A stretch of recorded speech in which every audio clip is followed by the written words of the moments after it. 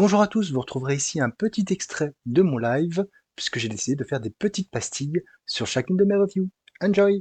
Le numéro 3 des Transformers, par Daniel Warren Johnson. Daniel Warren Johnson, dont j'ai parlé récemment avec Laurent Artaud dans Nous ne sommes pas trop vieux, sur un titre un peu différent qui était Murder Falcon, mais son style est toujours identique, un style très dynamique. Alors les Transformers, en plus pour le coup, ça recommence à zéro.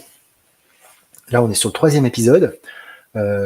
Kirkman, qui a fait Walking Dead, Invincible, a racheté les droits via son studio Skybound. Daniel Warren Johnson reprend la franchise Transformers, donc c'est dans un univers partagé avec les G.I. Joe et une autre série qui s'appelle Void Rivals.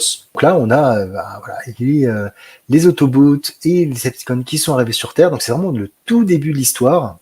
Et effectivement, on a Soundwave, voilà, et Starscream en Decepticon, connu.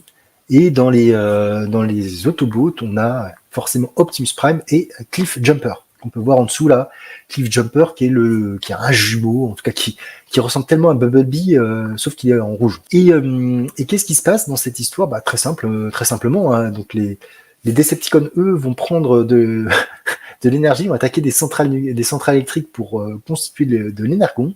Et quand les Transformers, eux, font ami-ami avec la population locale. Sauf que forcément, ça crée des problèmes, et donc c'est un numéro de baston, celui-ci.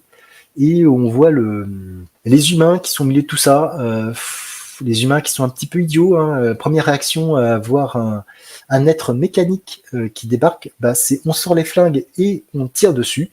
Voilà, pas de dialogue, on bute, on n'essaie pas de comprendre ce qui se passe. Et c'est bon, ça défouraille. Je vous ai mis quelques scènes d'action avec Cliff Jumper. Hein. J'essaie d'en révéler le moins possible, mais franchement, c'est très efficace. Très efficace. C'est vraiment plutôt sympa. Et la fin, c'est assez marrant vu ce que fait Optimus Prime. J'ai jamais vu ça. Peut-être dans Savage Dragon. Si, j'avais vu ça dans Savage Dragon. Mais il fait un truc un petit peu dingo. C'était assez marrant. Et franchement, ça se laisse lire très très bien. Je pense que ça va sortir chez Delcourt l'année prochaine. Cette année.